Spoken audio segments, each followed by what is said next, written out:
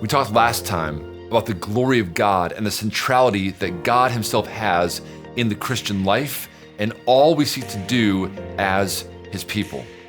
And we talk a lot in the Synergy Initiative about mobilizing trained disciples to multiply healthy churches together. And that is a really good thing. We want to focus on people going together so we can see churches planted and revitalized and strengthened. And we'll talk all about tools and various ways you can be involved in making that happen. However, as we discussed the glory of God last time being a central component, before we think about going together, that move to go together and make disciples and multiply churches is a wonderful thing again, but will be seriously hindered if we're not also growing together. Growing is going to precede and fuel our going. So our relationship to Jesus Christ is absolutely paramount. We worship Jesus as our Lord and Savior and treasure. This is the initial reality of our salvation. So we worship him first of all as Lord. Romans 10:9 and 10 tell us, if you confess with your mouth that Jesus is Lord and believe in your heart that God raised him from the dead, you'll be saved. And notice the idea here of Jesus being Lord. This is so key to the idea that we are called to worship him as our great King. We also see Jesus as our Savior. A really well-known verse, John 3, verse 16. For God so loved the world, he gave his only Son, his only begotten Son, that whoever believes in him will not perish, but have eternal life. Jesus saves us from eternal death and condemnation and gives us eternal life. He's Lord and he's Savior. He's also, third, our treasure. John 6:35, Jesus speaks to this crowd before him, and he says this, I am the bread of life. Whoever comes to me won't hunger, and whoever believes in me won't thirst. If you notice these words, coming and believing and hunger and thirst, coming and believing are parallel ideas as are hunger and thirst. So Jesus is saying, if you would come to me, or if you would believe in me or have faith in me, I would satisfy your hunger and thirst. Now, he's not referring to our physical hunger and thirst. He's addressing our spiritual hunger and thirst. He's saying, if you come to me in faith and belief, I will satisfy the hunger of your heart and your soul. Jesus is our Lord, our Savior, and our treasure and satisfaction. That's who he is. That's the epitome and the beginnings of our salvation and our call to follow Jesus. In fact, beyond those categories, we follow Jesus as our teacher and leader. As our teacher, Matthew 28, this great commission text, Jesus says, all authority in heaven and on earth has been given to me. Go therefore and make disciples of all nations, baptizing them in the name of the Father, the Son, and the Holy Spirit, teaching them to observe all that I have commanded. Now, what do we teach? We're teaching all that he commanded. He's our teacher. We teach what he taught. And then he's also our leader.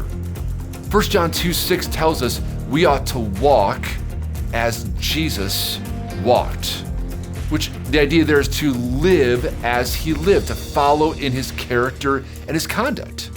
We're to live and emulate who he is in our love and our holiness and all we do in our lifestyles. He's our Lord, Savior, treasure. He's our teacher and our leader. Our salvation, we believe in him in that way. And then in an ongoing way through our Christian lives, we follow him in that way as well. That's essential. That is core to the idea of growing in Christ likeness, is to, first of all, believe in Jesus. And beyond that, how do we grow? How do we become more and more like Christ in our lives? And there are three basic categories. The first one is the Bible. God gave us a book called the Bible. And there he reveals himself, he reveals his character. There's some great verses that describe what the Bible is in the Bible and what we should do with the Bible. Psalm 1, verses 1-3 tells us, "Blessed is the man who walks not in the counsel of the wicked, nor stands in the way of sinners, nor sits in the seat of scoffers. But his delight is in the law of the Lord, and on that law he meditates day and night." We're called to reject the way of sin and scoffing and go the direction of delight-filled, day and night meditation on this book called the Bible. 2 Corinthians 3:18 tells us, "We all with unveiled face beholding the glory of the Lord are being transformed into the same image from one degree of glory to another." So the question is there, where do we behold that glory described in this verse? Where do we see that? We don't see it in our office space or our homes or our neighborhoods. No, we see the glory of God shown in Christ most prominently in the Bible. The Bible describes God in all of his characters. We see him and attend to those details and dwell on them and meditate on them.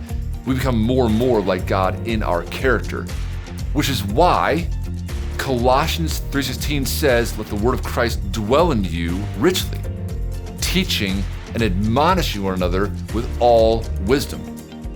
So we receive the word of God, and then we're called not to just leave it there, but to go outward toward others and make the word of God known to them. We are to be a people of the book.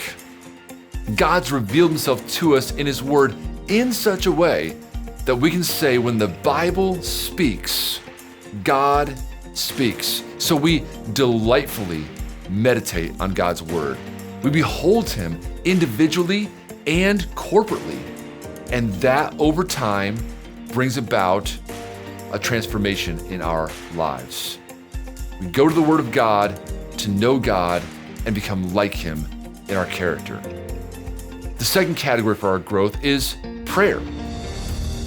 Prayer is going to God and saying to him all that we need to say based on what the word of God teaches us. So we know from the Bible in Matthew 6, this prayer often called the Lord's Prayer, where it says, "Our Father in heaven, hallowed be your name. Your kingdom come, your will be done on earth as it is in heaven. Give us this day our daily bread. Forgive us our trespasses as we forgive those who trespass against us. And lead us not into temptation, but deliver us from evil." So we see even from that one prayer, that prayer is meant to convey to God adoration, that his name is to be hallowed and glorified. We see there even confession and repentance of sin. We see the call to worship and give thanks. We see the call to make requests of God. So the Bible even guides us in how to pray, and we should make those things known to God in terms of praise, repentance, and adoration, and thanksgiving, and yielding our lives to him. And we should do this constantly. 1 Thessalonians 5:17 says, "Pray without ceasing." Keep on praying. So we hear from God in his word, and then we communicate with God through prayer. So these two habits are essential to growth into Christ's likeness. Absolutely essential. We bring God our praise, we repent of sin, make requests of him in accordance with his will, and we offer ourselves to him in prayer based on the Bible as living sacrifices to do his will. So prayer and scripture are the ways that we relate to God most readily. And a third category we need to consider is the local church. We consider this because we read the Bible and pray alone, certainly, but we also do this in the context of community. And the book of Hebrews reminds us of this. Hebrews 3:12 and 13 reminds us that we should take care lest there be in any of us an evil, unbelieving heart that would fall away from the living God. But it goes on to say we should exhort one another day after day, as long as it's called today, so that we're not hardened by the deceitfulness of sin. Hebrews 10, very, very similar, says to us that we should go on exhorting one another, not neglecting to meet together. We should gather regularly, and we should spur one another on to love and good deeds. So we don't just engage in Bible and prayer alone. We do this in the context of the local church.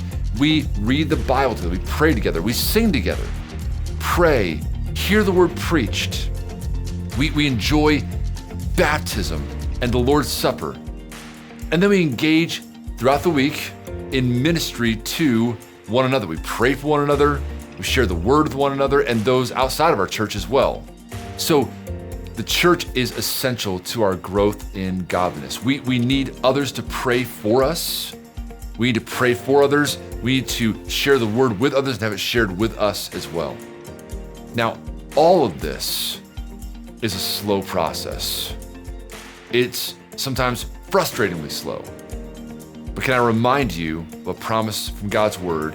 He who began a good work in you will bring it to completion at the day of Jesus Christ. We absolutely are called to go together to strengthen, replant, revitalize, and plant churches. But friends, we are called by the means of Bible and prayer and our local church to engage in growing together. That growth is going to feed and fuel our going for long-term success in church ministry.